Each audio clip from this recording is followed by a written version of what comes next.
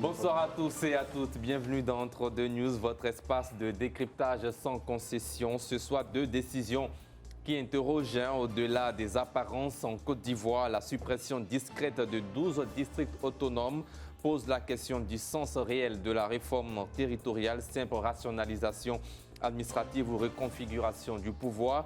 Et puis à l'échelle africaine, la CAF, la Confédération africaine de football, rebat les cartes de la Coupe d'Afrique des Nations CAN 2025 en retirant le titre au Sénégal au profit du Maroc. Une décision juridique ou profondément politique, c'est une interrogation à laquelle nous allons essayer de répondre ce soir avec nos consultants Eric Dou, analyste politique, Maître Cédric Koné, conseil juridique, Eric Bayala, journaliste, analyste, et Dr Daouda Ouattara, analyste politique. Bonsoir à vous et merci d'avoir accepté notre invitation. Tout de suite en place à la première partie de notre émission, c'est bien sûr la suppression des 12 districts autonomes. Voilà, sur les 14, donc les districts de Yamoussoukro et d'Abidjan restent. Tout d'abord, que révèle le timing de cette suppression? Urgence administrative ou politique? Bien sûr, question adressée à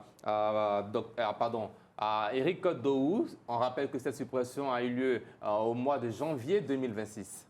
Le décret date de janvier, mais la parution au journal officiel date d'hier environ.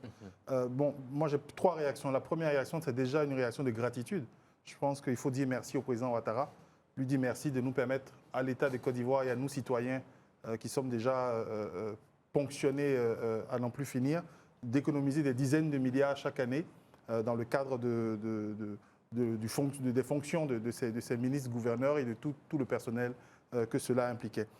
C'est bien qu'il commence déjà aussi par se raisonner lui-même, après avoir fait plus de 4 années d'expérimentation de ces ministres gouverneurs. Ce sont des fonctions avec aussi le Sénat, le médiateur de la République, le haut représentant du président de la République, les ministres conseillers, ministres directeurs de cabinet, ministres boutiquiers, on ne sait même plus, il y a tellement de gens de ministres. Et toutes ces fonctions-là, parfois, sont des institutions soit redondantes, parce qu'il y en a d'autres qui fonctionnent déjà et qui font très bien le travail, ou simplement ce sont des postes avec des contours totalement obscurs. Et par là, moi, je pointe du doigt celui du haut représentant du président de la République. On ne sait toujours pas à quoi ça correspond exactement. Pourtant, il y a un budget qui est alloué à ce poste-là. Et donc, plusieurs milliards, je pense que ces économies, on peut déjà remercier le président Ouattara de nous en faire l'économie.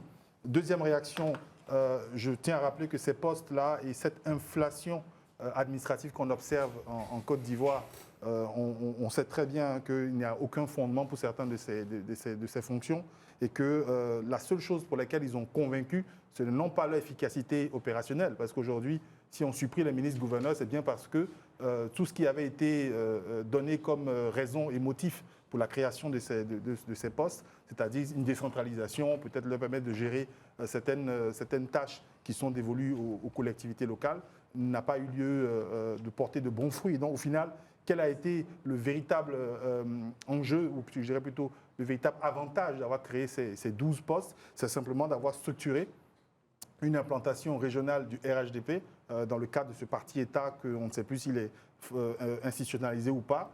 Et donc, ces gens-là qui étaient surtout des cadres du RHDP. C'est pour toute une région et non un parti politique. Non, mais quand vous regardez ceux qui ont été nommés, en règle générale, ce sont des gens qui n'ont pas brillé par leur efficacité à des postes ministériels ou qui sont des cadres un peu oubliés du parti et pour lesquels on se demande peut-être à créer un poste et les caser. Le cas de ce réseau. Voilà, c'est dans le cas justement de la concurrence interne au sein même de ce parti-là que beaucoup ont eu ou ont été démis de leur fonction en termes de ministre-gouverneur. Et donc, très clairement, aujourd'hui, on a l'impression que beaucoup de postes sont créés simplement pour offrir au cadre du RHDP qui ne mérite pas de façon opérationnelle d'être aux commandes du pays, d'avoir au moins un petit quelque chose sur le côté.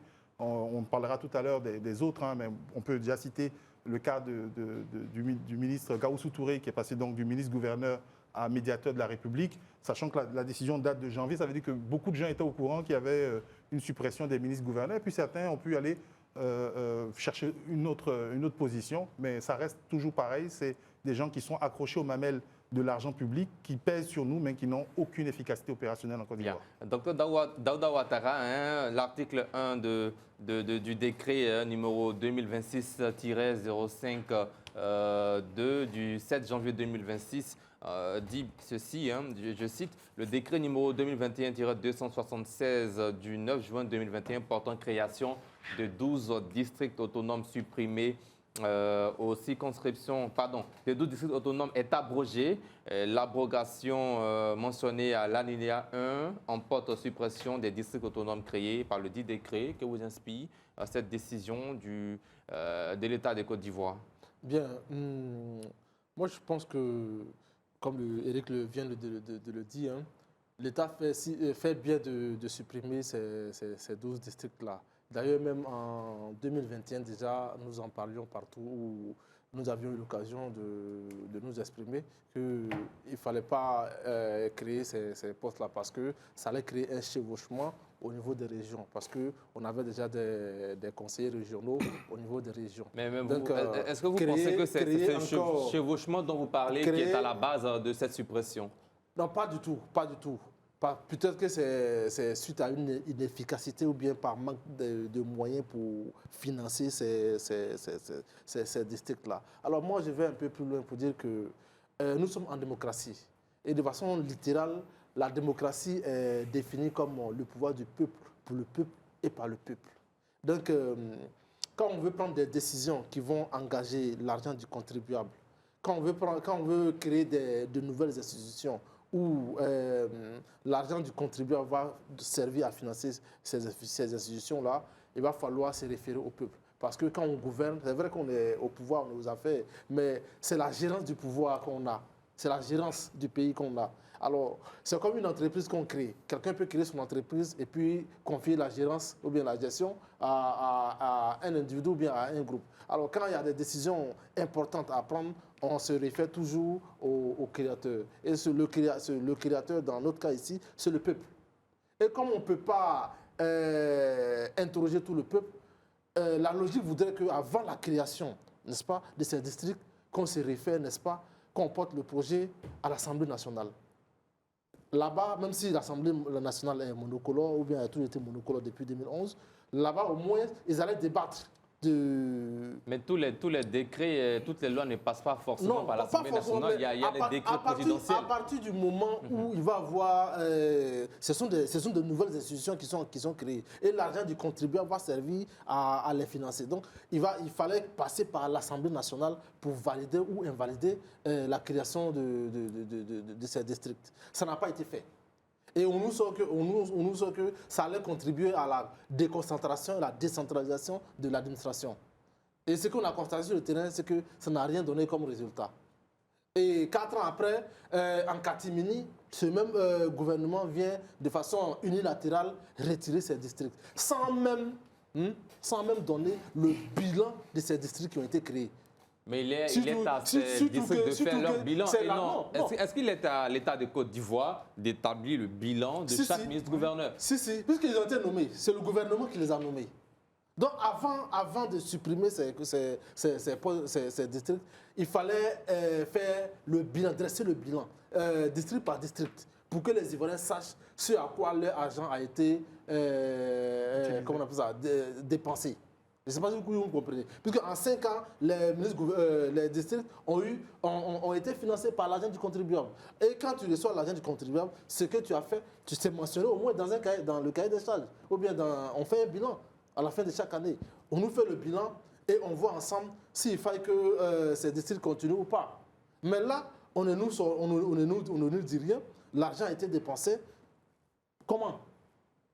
Quand on va dans les districts, qu'est-ce qui a été fait? Qu'est-ce qui n'a pas été fait? Qu'est-ce qui devait être fait? Rien du tout. Bien, bon, nous sommes un décret pour mettre fin de façon rapide ou bien lapidaire à la fonction des districts. Eric Bayala, quelle est votre appréciation de cette décision de l'État de Côte d'Ivoire qui met fin aux districts autonomes à l'exception de ceux de Yamoussoukro et Abidjan?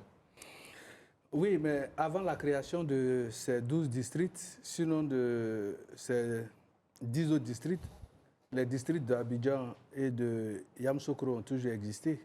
Et ils avaient une étendue territoriale, une compétence d'étendue territoriale qui faisait qu'on voulait renforcer la gouvernance locale au niveau donc d'Abidjan et ses régions immédiates, tout comme Yamoussoukro qui revêtait un caractère administratif particulier. Et donc, fort de cette expérience, le président de la République a voulu créer ces 12 districts pour coordonner les actions administratives entre les régions. Vous prenez par exemple le district du Goy-Dibois qui prend en compte la région administrative du Go et celle du Lo-Dibois. Et donc c'est comme ça qu'il y a eu fusion de plusieurs régions pour créer un peu les districts. C'est comme un peu au sein d'Abidjan avec les communes d'Abidjan. Abidjan, c'est pratiquement 13 communes.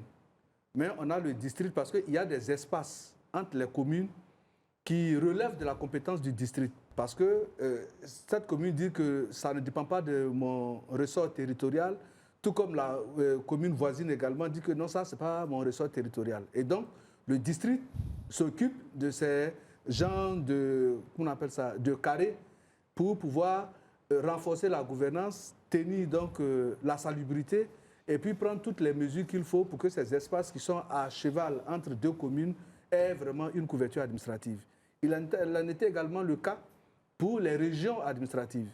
On s'était bien rendu compte que quand vous regardez, par exemple, je prends un exemple très clair, vous prenez par exemple au niveau des communes. La commune de Ouragayo s'arrête à Kpapekou. Et la commune de Gagnoa s'arrête à Maïdio. Vous avez le village de Kokwezo qui est là, qui n'est ni dans la commune de Gagnoa, ni dans la commune de Ouragayo. Pourtant, le village, il est à 20 mètres collé à Papekou, mais il n'a pas de couverture administrative de collectivité décentralisée. Donc, c'était pour gérer ce genre de situation que le président de la République avait estimé qu'il fallait créer donc ces collectivités-là déconcentrées pour pouvoir administrer toutes ces zones. Mais à la pratique... Non, docteur, vous n'avez pas la parole. Non, docteur Ouattara, non, ce n'est pas à vous de poser des questions. Vous n'avez pas encore la parole. Allez-y, Eric Bayala. Tout à l'heure, vous avez parlé de gérance et de gestion. J'avais quand même vous faire la nuance entre les mots utilisés, mais je me suis tué pour attendre mon temps de parole. Allez-y, Eric Bayala. Voilà. Et donc, j'étais en train de dire, c'était pour gérer donc, ce genre de situation que la question des districts autonomes a été éprouvée. Et on se rend bien compte qu'à l'usage, il y a eu un certain nombre de faits, mais il faut avoir l'honnêteté de reconnaître qu'à un moment donné, on s'est bien rendu compte qu'il y avait certaines lourdeurs administratives. On pouvait peut-être observer un peu aussi également le coût au niveau des dépenses de l'État. On avait vu que c'était des structures ou des institutions qui étaient quand même un peu de trop, parce qu'il fallait permettre à l'État d'avoir une bonne coordination entre les préfets. L'opposition avait finalement raison. On entendait souvent lors des conférences de presse l'opposition qui proposait la suppression des districts autonomes. Mais justement, c'est ça le rôle de l'opposition. Qui était vraiment budgétaire. Le rôle de l'opposition, c'est de critiquer et de faire des propositions. Et un gouvernement responsable qui est dans le jeu démocratique, à un moment donné, prend en compte également les propositions de l'opposition. Et donc, si le président de la République aujourd'hui a pris un décret pour abroger donc, la création, sinon le fonctionnement des districts autonomes, je pense que c'est un acte salvateur qui s'inscrit dans un principe démocratique. Bien, mais pourquoi dans un silence total? C'est la question qu'on se pose. Non, qu'est-ce que vous appelez? Si c'était dans un silence total... Cela n'a jamais été abordé lors on va dire, d'un conseil des ministres, de manière officielle, bien que la décision était déjà prise. La dissolution, sinon l'abrogation des districts, s'est opéré depuis, je pense, dans le mois de janvier. Effectivement. Depuis le mois de janvier. Et le décret a été promulgué cet an dernier, officiellement. Donc, rien n'a été fait en catimini.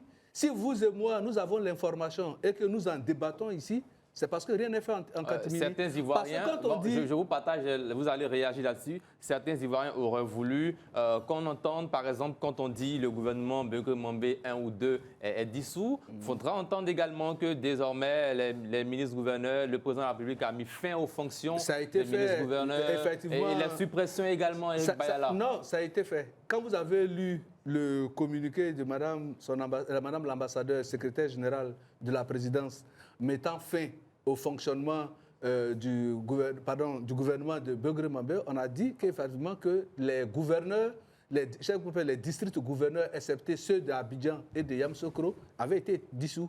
Et donc, c'est comme ça qu'ils sont restés en poste. Supprimés. Non, et non supprimés. Non, oui, non, mais dès l'instant où ils ont été révoqués, parce que le problème, c'est quoi?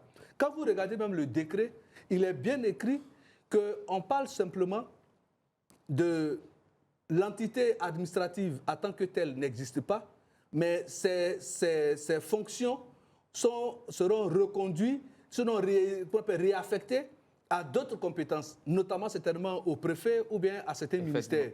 Je pense que ça, c'est vraiment clair là-dessus. Sinon, l'entité administrative en tant que district autonome continue d'exister, mais ce sont les animateurs et le personnel qui, lui, a été, qu'on appelle, révoqué dans le principe lui-même. Bien, merci. Voilà. Maître Cédric Koné, réaction sur ce silence autour de cette décision. Voyez-vous une stratégie de gouvernance par Il n'y a vraiment pas de silence. Bon, le silence même, il est assourdissant, déjà pour commencer, parce que ça pose le problème de savoir si on a la connaissance profonde des termes, des actes et des planifications en matière de gestion. Aujourd'hui, on parle de district autonome, donc on rentre de plein pied dans la décentralisation. Parce qu'on a l'habitude, malheureusement, de faire la confusion de beaucoup de gens, on dit des choses, on fait des choses, sans avoir pris le soin de comprendre et puis connaître la quintessence même de ces choses-là. Pourquoi est-ce que la décentralisation, c'est bon et c'est important dans des États comme les nôtres, au stade où nous sommes de l'année 2026? Parce que, premièrement, on a un État qui est centralisé, autour duquel toutes les décisions en matière de réflexion vont tourner, et puis l'exécution va partir d'un centre de pouvoir qui est vertical. Donc, à partir de ce moment-là, l'État, lui seul, ne peut pas se trouver à Didoko, à Divo, il ne peut pas se trouver à Kpass, à Dabou, il ne peut pas se trouver à Bandoukou. Donc, dans le cheminement de l'État moderne, on a vu que ce n'était pas très évident de faire les choses de cette façon. On est passé à la déconcentration, où on a des directions régionales, où on a des fonctionnaires qui sont déployés sur le terrain. Quand on sort de ce modèle-là, qui concentre encore toutes les décisions dans les mains de l'État qui, lui, veut se rapprocher des populations, à partir des années 1982, sinon à partir de 1982, en France, on a la loi Defferre qui marque ce qu'on appelle l'acte fondateur de la décentralisation, où l'État va donner une partie de ses compétences à des autorités locales, autonomes, qui très souvent sont élues. Et c'est là qu'on parle de décentralisation, et c'est là qu'on parle de collectivité territoriale, c'est là qu'on parle de district, c'est là qu'on parle de commune. Donc, ceci étant dit, on voit quand même que dans la loi, ici en Côte d'Ivoire, on a la loi 2014-452 qui a été prise le 5 août 2014, qui parle de tout ce qui est création, attribution, organisation, fonctionnement du district autonome. Et dans cette loi-là, on nous indique clairement que le gouverneur est nommé par le pouvoir central. Quand on parle du ministre, c'est un membre du gouvernement central. Donc vous voyez que si on associe déjà ces deux mots-là, ministre et gouverneur, il y a une violation de l'article 76 de la Constitution de 2016 qui dit qu'il ne peut pas y avoir de cumul. Ça déjà, c'est un premier problème. Le second problème, c'est de savoir comment est-ce que ces districts-là se comportent. C'est quoi le district? C'est quoi la région? C'est quoi le département? Pour enfin savoir c'est quoi la commune. Le district est là pour la planification d'un point de vue économique. Le district est là, quand on veut faire un parallèle, pour la métropolisation des grandes villes. Le district est là pour organiser l'économie au niveau de ces grandes villes-là et de ces grandes régions-là. Donc, à partir de ce moment-là, l'Assemblée exécutive locale se donne des objectifs. Si vous nommez un ministre qui est gouverneur, quel objectif vous lui donnez, vous-même qui êtes au niveau central, en fait? Parce que pour faire une décentralisation efficace, il faudrait quand même que je connaisse les réalités les plus sûres, les plus certaines de l'échelon local, c'est-à-dire de la région. Donc quand passez-moi l'expression, quand je parachute un ministre, qui peut-être est natif de la région, mais qui n'est pas au contact de façon permanente avec les réalités de cette région, à quoi est-ce que nous nous attendons concrètement comme résultat? Parce que le fait de donner des compétences à des échelons inférieurs, le fait d'attribuer des compétences locales, c'est pour le mieux-être de la population. Bien, merci. Alors, Éric Doe, est-ce que vous voyez ici un lien entre cette décision et les enjeux électoraux à venir? Je dirais non. Déjà, première chose, je vais répondre à M. Bayala. Le limogeage d'un fonctionnaire qui a été nommé n'équivaut pas à l'abrogation de la structure qu'il dirigeait. Lorsqu'on limoge, par exemple, le directeur général du FER, ça ne veut pas dire que le FER est supprimé. Donc, ça n'a absolument rien à voir. Deuxième chose, quand vous parlez de villages qui ne tombent pas dans le périmètre d'une commune, si ce sont des cas qui arrivent, déjà, il faut dénombrer combien de villages sont dans le cas du Kwapékou. Et deuxième chose, il faut se demander, vaut-il mieux donc dépenser des dizaines de milliards pour créer une autre structure supracommunale ou il faut simplement revoir le découpage administratif, ce qui nous permettrait d'économiser quelque chose et d'aller avec plus d'efficacité. Mais vraiment, un point que je n'ai pas encore développé, qui est peut-être le plus important sur ce sujet, c'est que la question qu'on se pose, c'est pourquoi un décret signé en janvier 2026, nous, on ne l'apprend que maintenant. Et quand je dis nous, je parle de nous, citoyens avertis.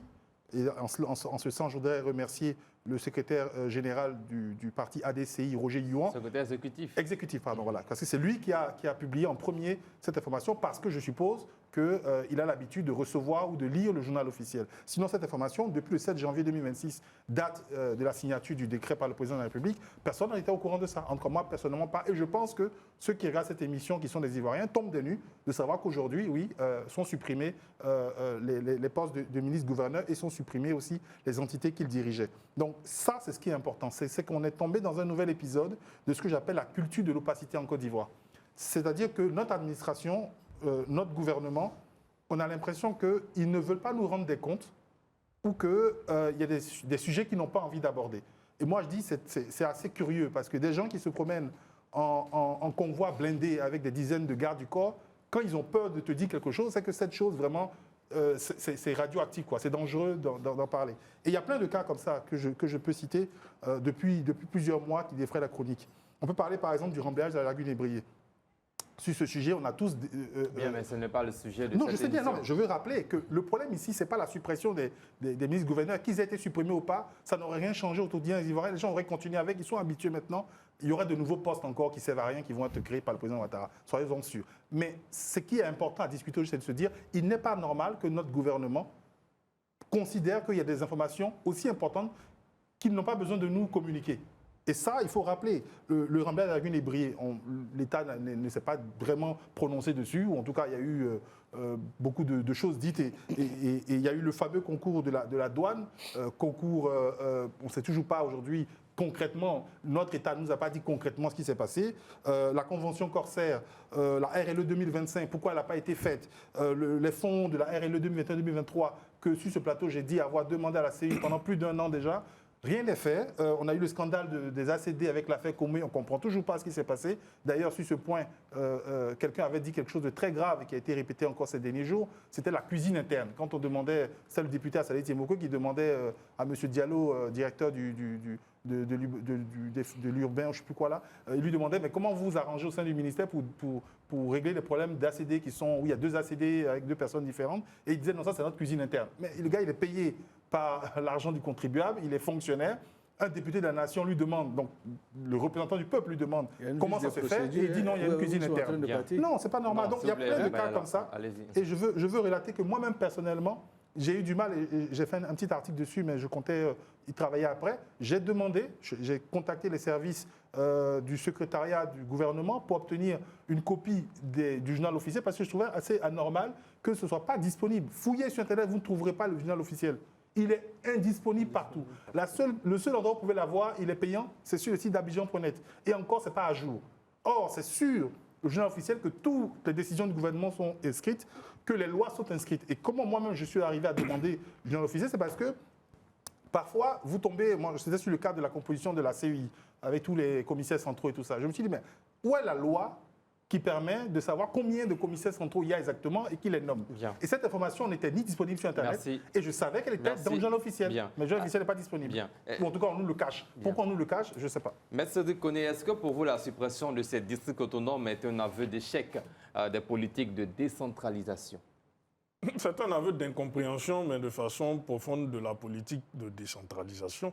Je pense que la personne qui avait bien compris la décentralisation en Côte d'Ivoire, c'est le président Laurent Gbagbo, qui, quand il est arrivé, avait quand même milité, voilà, et puis pris des actes pour une grande communalisation, pour qu'on ait des conseils départementaux qui ont évolué vers des conseils régionaux. Comme je viens de vous le dire tout à l'heure, le pouvoir central ne peut pas, sans prendre en compte les réalités locales, désigner des représentants qui sont des ministres, en fait. Ça va pas avec la loi Donc vous souhaitez de simplement des gouverneurs? 2014. Non, je souhaite simplement une application, mais j'ai envie de dire rigoureuse, des tests et des principes en matière de décentralisation et en matière de collectivité locale. Ne serait-ce que même l'autonomie financière. Quand on crée des districts autonomes, ce sont des textes qui sont mis en place.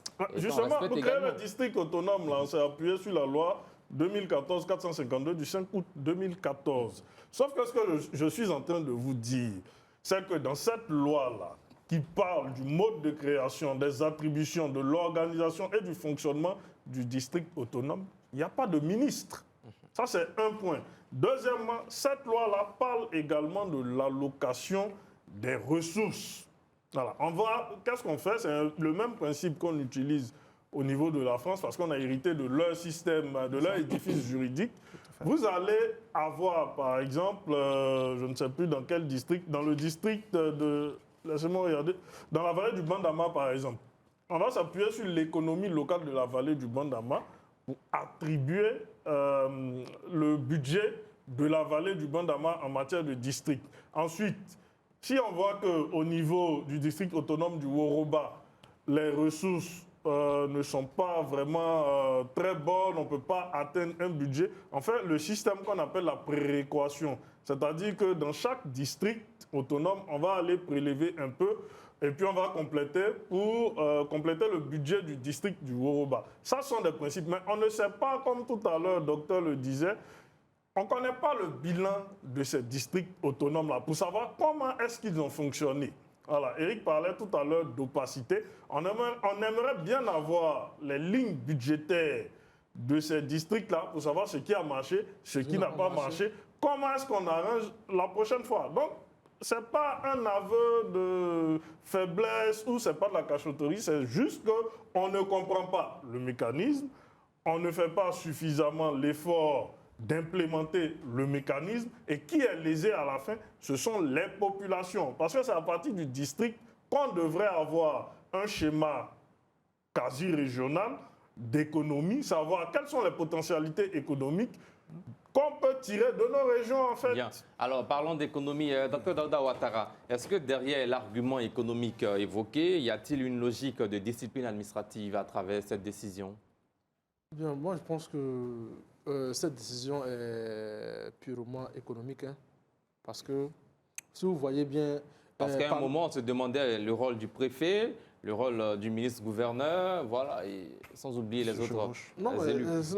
C'est le chevauchement dont je parlais. Parce que, arrivé à un moment donné, dans une même région, il y a le ministre-gouverneur, il y a le conseil régional, il y a le préfet, il y a la mairie pour les villes qui sont dotées d'une commune, il y a la mairie. Donc, arrivé à un moment donné, on ne sait pas qui fait quoi, qui est qui, et qui doit faire quoi.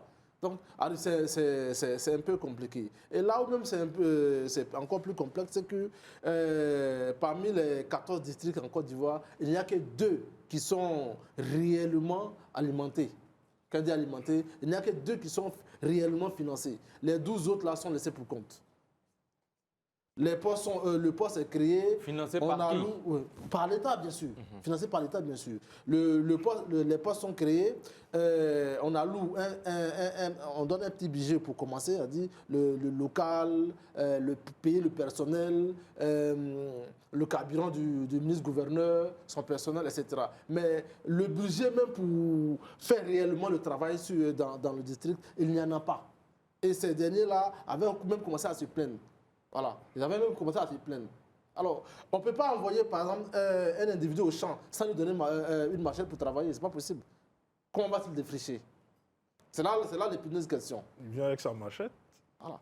Tu ne peux pas aller au champ sans une machette, sans un couteau, et puis vouloir travailler, tu ne vas pas pouvoir défricher. Donc, moi, je pense que c'est le manque de ressources pour financer ces districts-là qui a poussé le gouvernement à les supprimer.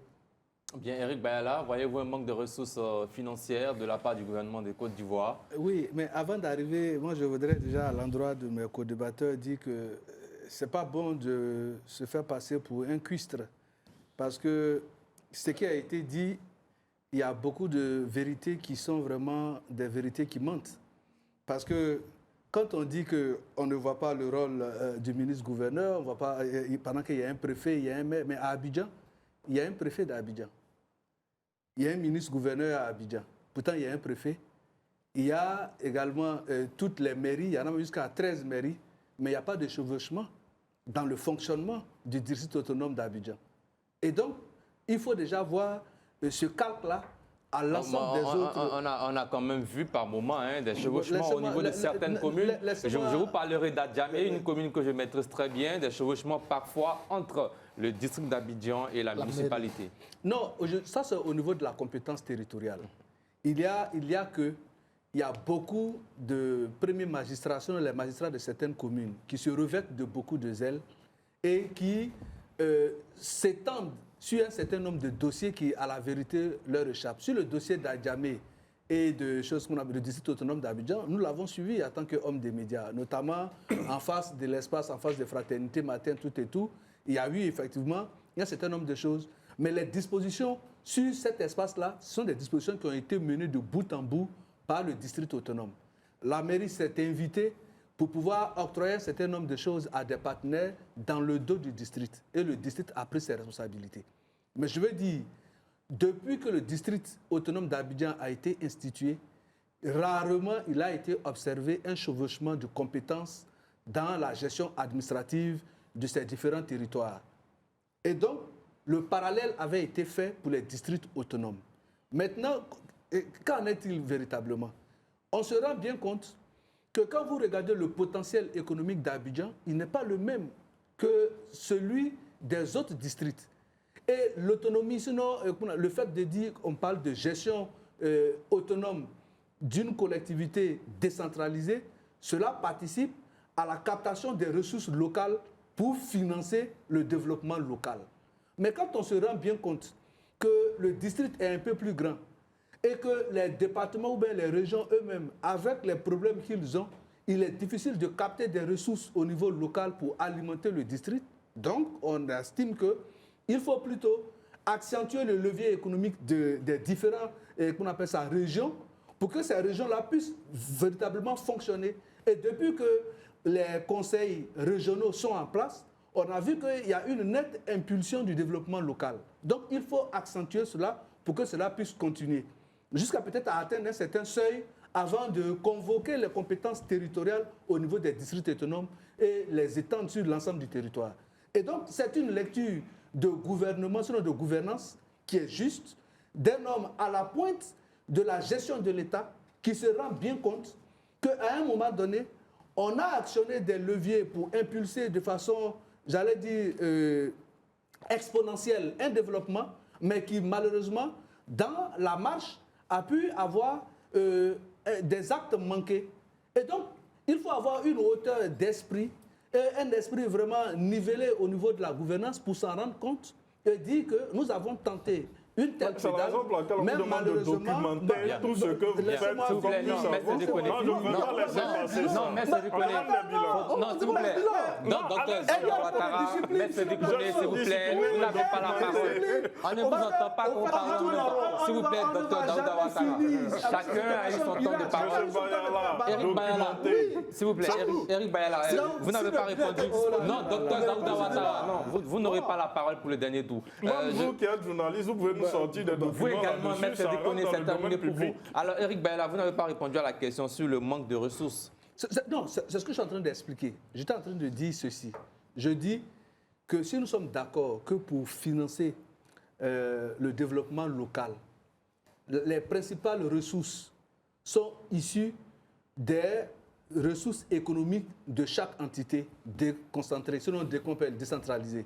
Par exemple, on dit que pour financer le développement du district autonome d'Abidjan, on regarde ce que le district produit en termes de ressources et on fait des captations pour financer le développement. Maintenant, au niveau des autres districts, par exemple, j'ai dit que le potentiel économique d'Abidjan n'était pas le même que les autres pour les autres districts. Or, les autres districts, c'était la composition de plusieurs régions qui formaient le district. On se rend bien compte que même au niveau des régions, on a des difficultés pour financer le développement local. Parce que quand on finit de faire les ponctions et on se rend compte que le développement local qui est amorcé par les conseils régionaux, ça marche. Mais il faut beaucoup plus de moyens pour impulser ce développement local-là. Et donc, l'État se dit, bon, au lieu d'aller au niveau des districts, il faut plutôt accentuer le développement local à travers les conseils régionaux pour qu'on puisse avoir une évolution exponentielle du développement. Et donc, l'État consent à mettre sous le boiseau, sinon à supprimer les questions de district autonome pour donner plus de chance aux conseils régionaux. C'est l'explication que vous donnez. Non, docteur, c'est terminé pour vous. On n'a plus assez de temps. Il ne reste que le temps d'Éric Daou. Réaction là-dessus, rapidement. Juste très rapidement, en fait, je voulais dire que c'est vraiment Maître Sélikone qui m'a fait penser à ça. La création d'une entité au-dessus de la commune n'est pas un problème. Ça se fait dans beaucoup de pays. Par exemple, en France, il évoquait la France, il y a ce qu'on appelle les agglomérations de communes.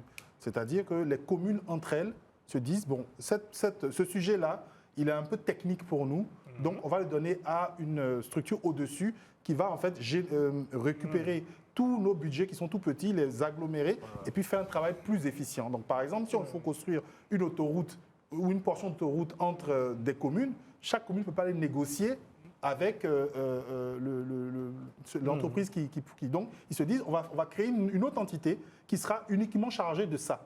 Dans ce cas-là, vous remarquez bien que ce sont les communes qui ont le pouvoir, parce que c'est elles qui créent une sorte d'association, on va dire, qui s'appelle l'agglomération de communes, et qui a mandat pour travailler sur un sujet très précis.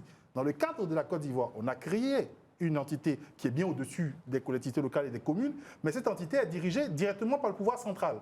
Donc, on ne peut pas dire dans les discours qu'on veut décentraliser, et puis dans les faits, on veut centraliser et on veut nommer ceux qui vont s'occuper de ces dossiers-là. Voilà où se pose le problème aujourd'hui. Et donc, moi, je me dis, c'est clairement une manœuvre pour empêcher les gens qui sont élus par le peuple, les maires en l'occurrence, d'avoir suffisamment de budget pour démontrer qu'ils sont capables de faire ce que l'État échoue à faire dans les communes. Et c'est le cas aujourd'hui. Il y a beaucoup de maires qui se plaignent, par exemple, du retour dans leur caisse de tout ce qui est répartition d'impôts locaux, parce qu'ils ont besoin de cet argent, ils ont prévu de cet argent pour en faire quelque chose dans leur commune, ils ont fait des promesses à leur population d'investir par exemple dans des marchés ou dans d'autres choses, mais on leur arrache ce travail en disant non, occupez-vous des trucs plus terre à terre, nous on va s'occuper de ça, comme ça ce sera mis, tout ce qui va être fait sera mis au profit du parti au pouvoir ou du président de la République, et c'est exactement ce qui s'est passé. Donc on a sacrifié l'efficacité opérationnelle pour en faire une question politique. Bien, merci Eric Daou. C'est l'heure maintenant du chiffre du jour. Voilà, le chiffre du jour, c'est 19. C'est bien sûr sur le sport, le dossard 19 des éléphants de Côte d'Ivoire. Toujours absent de la liste des éléphants lors de la dernière CAN au Maroc. Nicolas Pepe est revenu sur ce qu'il qualifie de triple peine dans un entretien accordé Au journaliste Malik Traoré sur une chaîne ivoirienne. Pépé subit certainement les conséquences d'une vidéo polémique publiée quelques semaines avant l'annonce de la liste du sélectionneur MS Faye pour la fenêtre FIFA mars 2026 rendue publique ce jour pour les matchs amicaux face à la Corée du Sud et l'Écosse. Premier commentaire, Dr Daouda Ouattara. Moi, je pense que Nicolas Pépé est un cadre de l'équipe nationale du Côte d'Ivoire. Donc, pour les matchs à venir, ce sont deux matchs amicaux. Donc, il peut être là, tout comme il peut ne pas être là. Et il a plus conviction qu'il sera avec l'équipe des éléphants pour le mondial aux États-Unis. Bien. Maître Dekoné, vous avez conviction de la participation, la probable participation de Nicolas Pépé à la prochaine Coupe du Monde? Non, le sélectionneur, il est souverain, entre griffes, voilà, dans ses choix. Mais de votre lecture? Il va opérer ses choix et puis demain, il va assumer. Si ça marche, on va l'applaudir à tout rompre. Malgré la récente sortie de Nicolas Pépé. Malgré tout, hein, parce que c'est lui qui est le sélectionneur, malheureusement, ou heureusement, il est dans ses fonctions, il est dans ses prérogatives. Cependant aussi, si ça ne marche pas, il faudrait qu'il assume demain l'absence ou la présence d'un joueur dans son staff. Bien. Eric Bayala, est-ce que vous déplorez cette absence de Nicolas Pépé? Non, je n'ai pas à déplorer l'absence ou la présence de qui que ce soit. Les compétences s'évalent. On parle d'équipe. Ça veut dire qu'une personne à elle seule ne peut pas constituer une équipe. On convoque plusieurs compétences pour en faire une équipe autour d'un drapeau national. Et surtout les joueurs du moment. Les joueurs du moment. Et donc, celui qui a en charge de faire en sorte que la mayonnaise technique puisse prendre pour qu'on ait un beau contenu au niveau de nos prestations, il convoque les joueurs qu'il estime nécessaires pour sa tactique et pour son fond de jeu. Hier, Simon Adingra n'avait pas été convoqué, mais ça a permis à la Côte d'Ivoire de donner le jeu qu'il avait. Aujourd'hui, il a été convoqué. Avant lui, on avait Wilfried Zaha qui n'avait pas été appelé dans les effectifs. Après, Wilfried Zaha est venu. Donc, si ce n'est pas Nicolas Pépé aujourd'hui, ce n'est pas un cas spécifique pour qu'on puisse vraiment, j'allais dire, se cantonner là-dessus. Ce n'est pas lui aujourd'hui, ça peut être quelqu'un d'autre demain, il peut revenir demain, comme ça peut être quelqu'un d'autre. Donc pour moi, c'est une question qui est un épiphénomène. Bien. Eric Dou, que vous inspire cette absence de Nicolas Pépé? Bon, très sincèrement, je ne suis pas beaucoup le quotidien des éléphants, donc j'ai cru entendre la polémique au moment de sa non-participation à la CAN, parce qu'on disait que c'était lié à ses déclarations concernant le Maroc. Il y a eu une déclaration voilà, encore il y a quelques semaines. Je ne sais pas si c'est lié particulièrement, mais bon, je me dis que voilà, le sélectionneur a la confiance de la fédération, donc il fait ses choix et nous, on va simplement regarder. Bien. Alors, on marque une courte pause. On revient juste après pour parler de la grande actu du moment. C'est bien sûr le Maroc qui est champion d'Afrique 2025 après cette finale qui s'est jouée face au Sénégal qui était vainqueur, qu'on a tous vu. Mais avant, c'est la réclame publicitaire. Voilà, de retour de la pub, notre second sujet consacré à la Coupe d'Afrique des Nations 2025 qui s'est déroulé au Maroc. La CAF a décidé, bien sûr, que le Maroc est désormais champion de cette compétition sous un score de 3-0 face à l'équipe du Sénégal. Réaction, Dr Daouda Ouattara, que vous inspire cette décision? Personne ne s'y attendait. 2 mois après la CAN, le Maroc sacré champion d'Afrique. Alors, pour vous dire vraiment, je ne suis pas trop surpris. Parce que quand on se réfère aux articles 82 et 84 des textes de la CAF, il est écrit noir sur blanc que si une équipe déserte le terrain, comment on appelle ça, elle sera gagnée à forfait. Je crois bien le score est de 3-0 et c'est ce qui a été appliqué. Maintenant, le Sénégal n'est pas à sa première fois. Ce n'est pas la première fois que le Sénégal joue ce scénario-là. En 2004, lors des quarts de finale de la CAN organisée par la Tunisie, le Sénégal était opposé au pays organisateur qui est la Tunisie. Après que la Tunisie ait marqué le premier but, le Sénégal avait quitté le terrain. Et suite à tapis vert, la Tunisie avait gagné le Sénégal. Ce n'est pas le seul match d'ailleurs. Les huitièmes de finale de la CAN organisée en Côte d'Ivoire ici, où la Côte d'Ivoire était opposée au Sénégal. Après que la Côte d'Ivoire ait obtenu le penalty, on a vu ce que le Sénégal a créé. Alors quand le Sénégal perd, c'est toujours la faute à l'arbitrage, c'est toujours la faute à quelqu'un. Quand le Sénégal gagne, tout va bien, le Sénégal est fort, les joueurs du Sénégal sont ceci, les joueurs sont cela, raison pour laquelle ils ont gagné. Moi, je pense qu'il est temps que le Sénégal comprenne que le fair play est de mise au niveau du football, surtout dans une compétition internationale qui est la CAN. À chaque fois qu'on perd, il va falloir faire preuve du fair play pour accepter, n'est-ce pas, la décision. Et puis, Mais en 2025, le Sénégal ne perdait pas encore ce match. non, le Sénégal ne perdait pas, j'en venais. Il faut dire aux Sénégalais qu'un pénalty sifflé n'est pas forcément un pénalty transformé. La preuve, quand le Sénégal est revenu sur le terrain, le joueur du Maroc a raté le pénalty.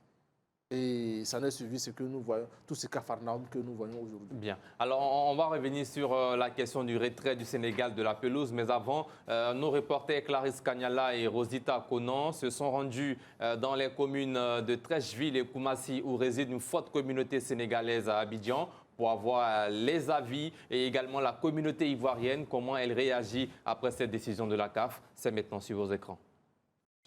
C'est la nouvelle qui alimente les débats partout dans le monde depuis hier soir. 2 mois après avoir été célébré à l'issue de la finale de la Coupe d'Afrique des Nations 2025 au Maroc, le Sénégal perd son titre de champion d'Afrique. Une décision de la CAF vécue comme un véritable coup de massue par les ressortissants sénégalais vivant en Côte d'Ivoire. Mais ce qui vient de passer hier par rapport à la CAF, c'est la honte pour l'Afrique. On ne peut pas comprendre, on joue une compétition, on finit, on donne le vainqueur, on trace tout. 2 mois après, vous revenez en arrière en disant que l'équipe perd sur tapis vert. Vous basez sur quoi? Vos textes vous condamnent. Vous avez dit que si l'arbitre donne rapport du match, on ne revient plus en arrière. Je suis déçu, complètement déçu. Je suis déçu par CAF. Parce que le football d'Afrique, là, si c'est comme ça, on n'a qu'à arrêter s'aimer. Parce que nous, on est allé là-bas. On a joué un bon ballon. Nous, on a joué un bon ballon, on a gagné sur le terrain. Hein? On a pris notre coupe, on est parti. Mais pourquoi c'est jusqu'à aujourd'hui, ils disent qu'ils vont retirer la coupe là? Le Sénégal, il a gagné dignement, donc il faut laisser les choses que les Marocains font. Donc vraiment, je suis découragé avec les Marocains. Je n'attendais pas ça. Cette annulation de la victoire du Sénégal face au Maroc, soldée par 1-0, fait suite aux tensions ayant émaillé la finale disputée le 18 janvier à Rabat. Plusieurs joueurs sénégalais avaient temporairement quitté la pelouse à la demande de leur coach Pape Thiaw pour protester contre une décision de l'arbitre Jacques Ndala Ngambo. Peu après, un but refusé au Sénégal, un pénalty avait été accordé au Maroc dans le temps additionnel de la seconde période, finalement manqué par Brahim Diaz. Une situation qui divise. La CAF a fait qu'appliquer les règles. Voilà, donc le Sénégal mérite de perdre son trophée. Il fallait que le comité siège. Donc ils ont pris tout ce temps pour examiner les contours de la situation. Et puis ils ont siégé, ils ont pris une décision. Le Sénégal a mérité sa chose. Tout le monde n'est pas sorti sur le terrain. Sadio Mané est resté sur le terrain. Pour l'heure, le Maroc est sacré champion d'Afrique sur tapis vert. La décision de la CAF s'appuie sur les articles 82 et 84 du règlement de la CAN, qui stipule qu'une équipe refusant de jouer ou quittant le terrain avant la fin du match est déclarée perdante et éliminée. Pour Ghislain Kofi, journaliste sportif, cette décision intervient tardivement. Lorsque les joueurs du Sénégal sont sortis du terrain, il aurait dû, à cet instant-là, mettre un terme au match. Et on allait appliquer donc les différentes règles de la FIFA, notamment l'article 82. Et puis voilà, on allait appliquer tout ce qui allait s'en suivre et le Sénégal allait perdre donc sur tapis vert 3-0, comme c'est dit dans les règlements de la FIFA. Selon lui, c'est une première dans l'histoire de la CAN. Une décision qui pourrait entacher l'image de la compétition sur la scène du football mondial. Ce n'est pas la meilleure décision, je dirais même que ce n'est pas la décision la plus sage à prendre, puisque on a attendu 2 mois plus tard. C'est ce qui est vraiment aberrant en fait dans l'affaire. C'est-à-dire que si la CAF se décidait dans les heures qui ont suivi, prenait cette décision-là, on allait vraiment comprendre. Mais attendre 2 mois plus tard, c'est ce qui fait que tout le monde crie, on va dire quoi, au complot. Au final, le Maroc est déclaré vainqueur de la CAN 2025 sur le score de 3-0. La CAF a également revu certaines sanctions infligées après la finale. Voilà, nous sommes de retour en plateau. Éric Bayala, je reviens sur ce commentaire de l'article 84 de la CAF. En réalité, cet article 84 ne dévoile que la sanction et fait référence à l'infraction comprise à l'article 82 qui stipule que si pour n'importe quelle raison une équipe quitte le terrain avant la fin réglementaire du match sans l'autorisation de l'arbitre, elle sera considérée comme perdante et sera définitivement éliminée de la compétition en cours. Commentaire. Oui, mais justement, moi, je suis un peu gêné par cette appréciation des textes parce que est-ce que les textes ont existé avant la tenue du match? Je pense que oui. Toutes les équipes qui étaient convoquées pour la phase finale de la Coupe d'Afrique des Nations 2025-2026 au Maroc savaient pertinemment les dispositions réglementaires pour ce match. Et donc, on arrive pour le 52e match. On se rend bien compte qu'il y a un pénalty qui est sifflé par l'arbitre. Mais les textes disposent que quand une équipe sort du terrain sans l'autorisation de l'arbitre, l'équipe est gagnée par forfait 3-0. Mais l'arbitre était là. Les commissaires au match que la CAF même a déployé pour assurer la supervision du match étaient tous là. Encore que le président de la CAF lui-même était dans les tribunes. Mais en ce moment-là, pourquoi est-ce que la loi ne s'est-elle pas appliquée? Pour dire que voici les dispositions, et que quand vous quittez le terrain sans autorisation de l'arbitre, en ce moment-là, vous êtes déclaré forfait, 3-0. Là, on remettait le trophée au Maroc, ça n'allait frustrer personne. Bien. Est-ce qu'il ne faut pas mettre en cause la qualité de l'arbitre de cette rencontre? Mais justement, même si la qualité de l'arbitre, quels sont ceux qui recrutent les arbitres? C'est la CAF. Donc, et cette décision que nous avons est une décision de la CAF. Donc cela relève de la compétence de la CAF. Parce qu'on ne peut pas... en le faisant, le Maroc devient équipe championne après 2 mois de minutes supplémentaires. Parce que comment est-ce qu'on peut qualifier cela? C'est 2 mois de minutes supplémentaires après qu'on vient dire que oui, le Maroc a gagné. Or, normalement, les dispositions réglementaires étant connues par l'ensemble des acteurs, on devrait, à l'issue du match et du comportement de l'équipe sénégalaise, dire qu'au regard des textes, vous vous êtes comporté comme ça, c'est la fin du match, le Maroc a gagné. Bien. Et ça n'allait choquer personne. Bien. Mais vous allez finir, le président de la CAF lui-même, venir décerner les médailles, décerner le trophée, permettre au Sénégal de partir avec le trophée. Et 2 mois après, en fait, j'allais dire, comment on dit, 2 mois de minutes supplémentaires après, reconvoquer les acteurs pour dire, bon, on remet le trophée au Maroc. Vraiment, ça ne donne pas un beau visage de notre Confédération africaine de football. Alors, dans cette partie d'émission, nous faisons réagir également les commentaires sur notre page Facebook, Reflet TV. Eric Do, vous allez réagir là-dessus. Hein. Il est honnête franc Romaric Goni qui dit « La réaction du Sénégal pendant la finale était un acte incorrect. Les Sénégalais doivent maintenant assumer la rigueur de la loi. Sortant de l'émotion, la CAF n'a fait qu'appliquer les textes pour ne plus qu'un tel acte ne se reproduise au cours d'un match. » Commentaire. C'est assez dommage de voir tout ça. C'est une très mauvaise image à la fois pour la Confédération africaine de football, mais aussi pour l'Afrique en général, de se rendre compte qu'on a toujours du mal à organiser quelque chose et à ne pas avoir de polémique. Très sincèrement, je ne suis pas totalement d'accord avec le commentaire de l'internaute. Moi, je penche plutôt aujourd'hui, même si je ne m'intéresse pas vraiment au football à l'échelle continentale, je regarde cette histoire beaucoup plus sur un point de vue juridique, parce que je me dis que ce serait une très bonne étude de cas pour nos étudiants en droit, de se dire qu'est-ce qu'il faut appliquer, comment il faut appliquer, ainsi de suite. Donc là où je ne suis pas d'accord, c'est de se dire qu'il y a une certaine attitude déjà du Maroc, parce que forcément, c'est une plainte du Maroc concernant l'application de l'article 82 et de l'article 84 qui pousse le jury de la CAF à trancher en sa faveur. Donc déjà, c'est une très mauvaise, je pense, attitude, pas du tout fair play du Maroc. On a pu voir déjà pendant le match et même toute la compétition à quel point les joueurs marocains ont manqué de fair play. Il y a cette histoire des serviettes qu'on n'a toujours pas compris. Et moi, en tout cas, je n'ai toujours pas compris ce qu'ils avaient comme problème avec les serviettes, à la fois des gardiens de l'Afrique du Sud, je crois, et aussi du gardien du Sénégal. Donc si on regarde juridiquement, moi j'ai juste quelques questions à poser et je suis totalement d'accord avec l'angle sur lequel M. Baïla a analysé les choses. On dit, l'article 82 dit si une équipe quitte le terrain. Donc déjà, il faut se demander c'est quoi une équipe. Est-ce que c'est les 11 joueurs? Est-ce que c'est 2 joueurs? Est-ce que c'est 3 joueurs?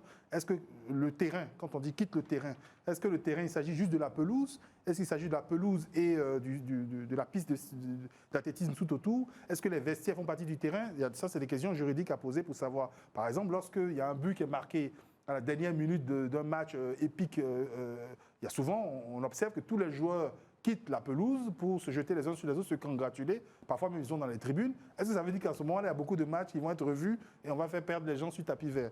Troisième chose, on dit sans l'autorisation de l'arbitre. C'est précisé dans l'article 90, sans l'autorisation de l'arbitre. Autorisation expresse, implicite? Il faut se poser la question. Donc, lorsque l'arbitre ne met pas fin au match, et là, je suis d'accord avec M. Bayala, il ne met pas fin au match, il ne dit pas, OK, le match s'arrête là et on passe à une application d'un article spécifique, le 82 du règlement, et non pas la poursuite d'un match classique, puisque le match est poursuivi par la suite. Je pars du principe que, pour moi en tout cas, après il faudra discuter avec d'autres experts juridiques, de me dire que oui, l'arbitre a autorisé qu'il y ait une interruption, et que cette interruption ait lieu dans les tribunes ou sur le terrain ou dans les vestiaires. C'est à voir. Donc il y a toutes ces questions-là à se poser. Parce qu'il faut faire attention, ce n'est pas parce que le Maroc veut à tout prix accrocher une deuxième étoile à son maillot qu'on va créer des jurisprudences qui vont créer d'autres problèmes demain. Parce que j'ai entendu déjà des gens demander, le Maroc qui quittait le terrain en 1976 face à une autre équipe, est-ce que ça aussi ça compte? Donc vous voyez, on va remonter vraiment derrière et je pense qu'il y a beaucoup d'équipes qui pourraient perdre soit leur CAN, soit leur Coupe du Monde. Bien. Maître Sédé-Koné, l'œil juridique, le droit a-t-il servi de base ou de justification? Le droit régit tous les rapports de la vie en société. Au niveau de la CAF, on a quand même des modes et des mécanismes de saisine. Donc, si aujourd'hui la CAF a fait droit à la demande du Maroc, c'est parce que le Maroc est fondé dans sa décision d'un point de vue juridique. Quand on apprécie ou qu'on n'apprécie pas les faits, d'un point de vue juridique, la CAF, qui est la Confédération africaine de football, qui est la plus haute instance de football, donc la plus haute instance administrative en matière de football en Afrique, a été saisie dans le délai de 2 mois, je pense. Je ne connais pas les délais, je n'ai pas vu ça dans les faits, mais je constate que c'est 2 mois après le sacre du Sénégal que la décision est tombée. Donc déjà, en matière administrative, quand vous formulez une demande devant une administration, elle dispose d'un délai, c'est universel. En France, ça se fait. Je ne connais pas les autres juridictions, mais chez nous, c'est ça. Dans les pays de tradition latine, vous avez 2 mois en tant qu'administration pour répondre. Donc 2 mois après, la CAF fonde sa réponse sur l'article 82 et 84 de son règlement pour faire droit à la demande du Maroc. Tout à l'heure, Éric Dohou disait, oui, les gens de 1976 ont commencé à se plaindre, mais est-ce que les gens ont saisi la juridiction, c'est-à-dire est-ce qu'ils ont saisi, pardon, l'administration, est-ce qu'ils ont saisi la CAF pour faire droit à leur demande parce que le comportement du Maroc à l'époque les pénalise ou les pénalisait à l'époque des faits. Donc la question vient du fait que une fois que vous sentez que votre droit ou vos droits sont lésés, vous saisissez dans un premier temps la juridiction ou l'administration qui, elle, dispose d'un délai pour vous répondre. En l'espèce, donc dans notre cas d'espèce, la CAF a été saisie par le Maroc et la CAF a fait droit à la demande du Maroc en s'appuyant sur l'article 82 et l'article 84 de son code. Voilà, conformément à la pratique administrative et même à la pratique juridique, donc à la petite jurisprudence qui en découle. On peut condamner, on peut ne pas condamner, c'est moral, c'est pas moral, mais la réalité est que les tests sont là, les procédures, elles sont claires, elles sont définies. À partir du moment où je saisis cette administration-là pour faire valoir mes droits, l'administration, si elle me répond positivement, je suis content. Si elle ne me répond pas positivement, si la CAF avait répondu par la négative, le Maroc aujourd'hui allait saisir le tribunal arbitral sportif, ce que le Sénégal est en train de faire. Donc, qu'on ne conteste pas, la réalité est que le Maroc estime que son droit en tant que nation de football a été lésé. Donc le Maroc a saisi la CAF et la CAF a rendu sa décision. Maintenant, c'est au Sénégal de démontrer devant la juridiction arbitrale du sport. Bien. Voilà, que Bien. c'est pas Eric, le droit vous allez qui a été réagir. Je pense que votre question va dans ce même sens, mais c'est une réaction de Alakani Ala, un ancien journaliste. C'est la loi. C'est aussi la loi qui donne la possibilité au Sénégal de saisir le tribunal arbitral des sports. Il l'a fait, on verra bien. En attendant que cette instance se prononce, il faut savoir qu'elle est sans pitié. Elle décide sans état d'âme. Rappelez-vous l'affaire Africa Sport Iscar. Quand le TAS décidera, il ne faut pas que quelqu'un vienne parler de décisions honteuses, complots, j'en passe, ça fait mal, mais la loi, c'est la loi. Commentaire. Oui, nous sommes, moi personnellement, je ne suis pas pour le fait qu'il n'y a pas de loi ou bien de règles dans ce qui se fait. Mais la loi, il y a le processus de son application. C'est de là qu'il s'agit.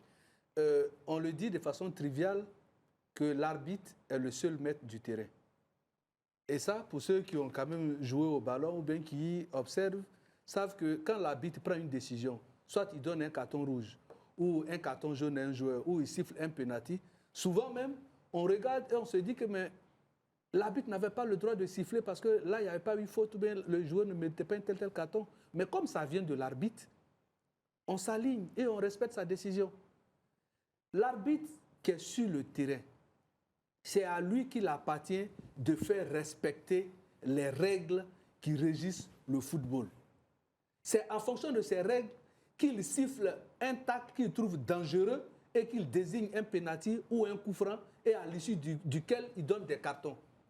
Mais dans ce même règlement qui lui permet de siffler le match, le règlement se poursuit pour dire que quand une équipe sort sans le consentement de celui qui officie le match, celui-ci a la possibilité de mettre fin au match en disant que l'équipe qui est sortie est forfait, est déclarée forfait. Mais à quel moment cet arbitre-là a pu apprécier la sortie du Sénégal? Non, c'est l'arbitre qui est le seul maître du terrain. Il n'a pas dit que le match est fini, il n'a pas mis fin au match. Bien au contraire, il a permis que la rencontre se joue. Et pendant que les joueurs sénégalais étaient dans les vestiaires, ni le commissaire au match ne s'est approché même de l'arbitre pour dire, bon, écoutez, selon les textes, il faut mettre fin au match parce que le Sénégal a quitté le terrain sans motif valable, sans votre autorisation. On a même vu ici une rencontre de l'ASEC où l'arbitre a sifflé la fin du match, les joueurs étaient en train de partir dans les vestiaires et le commissaire au match a demandé à l'arbitre de rappeler les joueurs parce que le temps réglementaire imparti n'était pas arrivé à son terme. Et l'arbitre l'a fait. Donc, on ne peut pas comprendre qu'il y ait sur le même terrain des commissaires au match, l'arbitre lui-même, tout le trio arbitral. Le Sénégal quitte le match, personne ne siffle pour dire que voilà, vous avez fauté et qu'on met fin au match. Et on donne une prolongation de 2 mois au Maroc pour venir déclarer le Maroc vainqueur.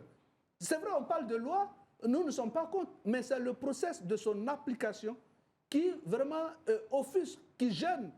Et donc, les Marocains vont ressortir dans la rue pour pouvoir manifester, pour dire qu'ils ont gagné la coupe. Donc, c'est quand même, c'est vilain, ce n'est pas intéressant.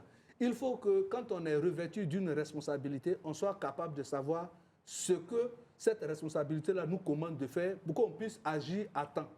Si l'arbitre avait mis fin au match à ce moment-là, vous et nous ne serons pas en train de polémiquer. On aurait dit que la loi, c'est la loi. Mais on ne peut pas donner une prolongation de 2 mois à une équipe et puis venir la déclarer vainqueur après au motif qu'on fait respecter la loi. Docteur Daouda Ouattara, alors Sa Majesté Diarra-Souba dit la décision de la CAF est tout à fait normale conformément au texte en vigueur. Le problème, c'est le temps que cela a mis. Sinon, la réaction de l'équipe sénégalaise n'était pas salutaire. Il faut l'assumer. Commentaire. Donc, ce n'est pas le timing qui pose problème. Cédric Koné l'a si bien évoqué il y a peu. Ce n'est pas le timing qui compte parce que, vous savez, à partir du moment où on accepte d'appartenir à une entité, c'est qu'on respecte les textes, n'est-ce pas, de cette entité-là. Comme le dit Jean-Jacques Rousseau, l'obéissance à la loi qu'on s'est prescrite est liberté. Le Sénégal, avant de jouer la CAN ou bien avant d'appartenir à la CAN, c'est que la CAF, n'est-ce pas, a des règles. La CAF est régie par des règles. Et en quittant le terrain ce jour-là, le lors de la finale, le Sénégal savait ce à quoi il s'exposait. Donc, le Sénégal ne peut pas nous dire aujourd'hui qu'il est étonné de ce verdict. Non. Il n'y a pas le Sénégal. Si les Sénégalais sont de bonne foi, ils doivent reconnaître que ce verdict-là, ici attendait. Maintenant que le TAS a été saisi, on verra la décision qui va être donnée. Maintenant, je reviens un peu vers ce qu'a dit Éric Bayala, où il parlait de l'arbitrage. Au fait, à l'article 83 des textes de la CAF, il est dit que si l'équipe sort du terrain, 15 minutes après, l'arbitre doit siffler la fin et déclarer le forfait 3-0. C'était ça. Maintenant, oui, l'article 83. Il parle de 15 minutes? Oui, 15 minutes. C'est noté, 15 minutes. L'article 83, c'est 15 minutes. Et l'arbitre ne l'a pas fait. L'arbitre a attendu que, comment on appelle ça, l'équipe du Sénégal revienne des vestiaires, recommence à jouer. Ils ont raté le penalty, ils ont marqué et on a vu la cérémonie qui s'en est suivie, tout. Et il est dit à l'article 9 du code de la FIFA que les décisions de l'arbitre sur le terrain sont finales. Alors, si on se base sur cette décision-là, le fait que l'arbitre n'ait pas déclaré le forfait et qu'il a laissé le match continuer, veut dire que la décision qu'il a prise est finale, la décision qu'il a prise est incontestable, la décision qu'il a prise n'a pas de recours. Le Sénégal a gagné, on leur a remis le trophée et puis c'est fini. On va de l'avant. Mais tout qu'on fait, quelle que soit la décision du TAS, il y a l'image de la CAF qui va pâlir. La prochaine CAN va battre de l'aile. Ça, c'est clair. Un trophée qui avait été remis en présence des autorités marocaines, de la CAF et de la FIFA. Éric Do, prochaine question. Est-ce que l'arbitrage a été l'élément déclencheur ou le prétexte d'un malaise plus profond dans le football africain? Oui, je pense qu'on peut dire clairement que sur l'arbitrage, il y a eu beaucoup de... Toute cette compétition, il y a eu beaucoup de critiques à ce Comme je dis, je niveau. n'ai pas vraiment suivi totalement la CAN, mais quand il y a des scandales, c'est beaucoup plus... on en parle beaucoup plus que les buts que les gens ont marqués. Donc oui, j'ai vu beaucoup de points soulevés sur l'arbitrage. Il n'y a pas qu'au niveau continental, même au niveau local, ce sont des choses dont on parle. On a aujourd'hui des outils qui ont été mis en place qui tardent peut-être à être mieux cernés par notre arbitrage africain, en l'occurrence la VAR et la Goal Line Technology et autres. Mais clairement, oui, c'est ce qui a tout déclenché. Mais comme je dis, l'application des règles sur le terrain est de la responsabilité de l'arbitre. Donc je pense que pour moi, cette décision, elle va à l'encontre de ce que disent même les textes de la CAF, puisque les textes de la CAF disent très bien que l'arbitre sur le terrain est le maître du jeu, de tout ce qui va se passer. Donc c'est lui qui prend les décisions. S'il n'y a pas une décision de l'arbitre pour faire cesser le match, pour acter la session du match, je pense que ce n'est pas la première fois qu'un match est arrêté totalement par un arbitre. Je pense que ça a déjà eu lieu. Donc pourquoi est-ce qu'on part du principe que l'arbitre sur le terrain n'aurait pas suffisamment de poids pour que ces décisions puissent être, que ce soit par le jury de la CAF ou par le TAS, être retoquées.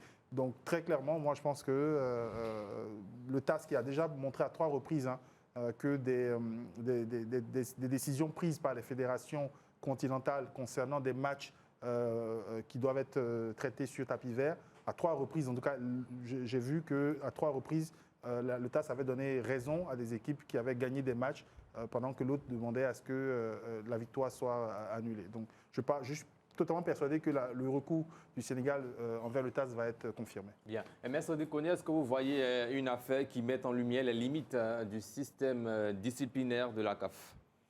Effectivement, parce que si on s'en tient au pouvoir décisionnaire de l'arbitre et que l'arbitre n'est pas sanctionné, il y a un problème. Parce que c'est l'action de l'arbitre qui, ici, crée un précédent qui est fâcheux aujourd'hui.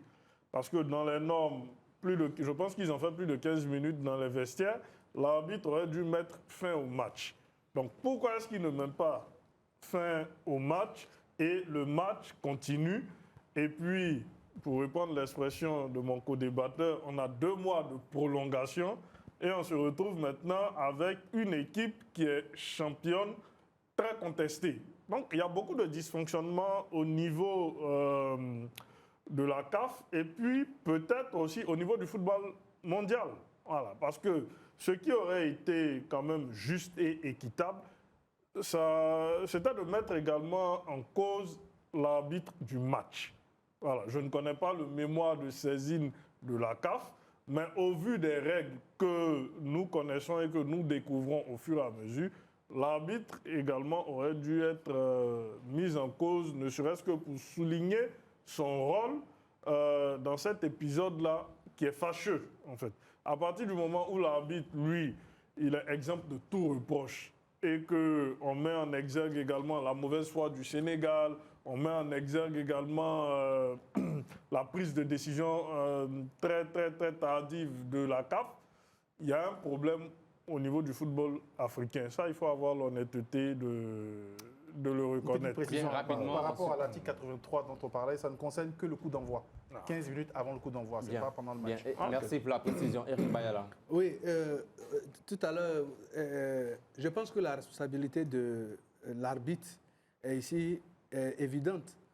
Parce que c'est vrai, je le dis sans une forfanterie aucune, mais de loin, la CAN 2023 Côte d'Ivoire reste de loin la meilleure des CAN. Parce que jamais personne ne vous dira qu'il y a eu un arbitre qui a été influencé par les organisateurs. Mais quand vous regardez les différents coups de sifflet des arbitres au cours de cette CAN 2026, le Maroc est arrivé en finale avec vraiment l'aide qu'on appelle ça, des arbitres. Et à un moment donné, il y a eu des pénaltys qui ne devraient pas être sifflés au profit du Maroc qui ont été sifflés. Il y a eu des pénaltys contre le Maroc qui n'ont pas été sifflés. Il y a eu des arrêts de jeu qu'on leur a accordés. Et le plus grave, c'est qu'on leur a donné même 2 mois d'arrêt, qu'on appelle ça de prolongation, pour venir leur déclarer la victoire. Il est clair qu'il y avait une volonté manifeste depuis le début. Le Maroc voulait conserver cette coupe et le Maroc a tout mis en jeu pour pouvoir conserver ce trophée. Malheureusement, ils s'y sont mal pris parce que quand vous regardez comment est-ce que l'arbitre même de la compétition a eu, pardon, de la finale a eu à administrer, qu'on appelle, à officier la finale, il n'a pas sifflé pour mettre forfait parce que lui-même il s'est rendu compte que le pénalty même qu'il avait sifflé n'était pas un pénalty en tant que tel. Donc, dans une position d'équilibre, il s'est dit, bon, même si j'ai donné un pénalty au Maroc, je ne vais pas déclarer quand même le Sénégal forfait.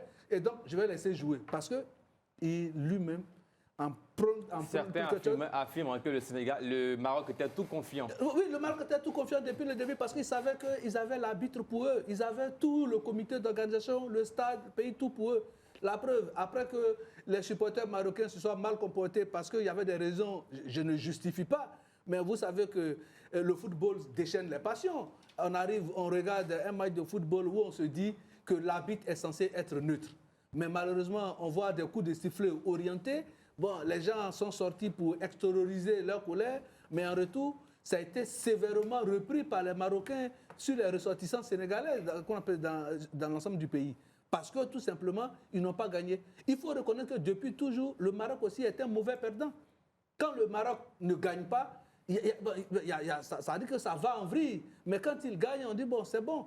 Donc il faut reconnaître qu'aujourd'hui, tout ce à quoi nous assistons, c'est le fait que l'arbitre, sinon les coups de sifflet des arbitres ont été portés pour donner un coup de pouce au Maroc.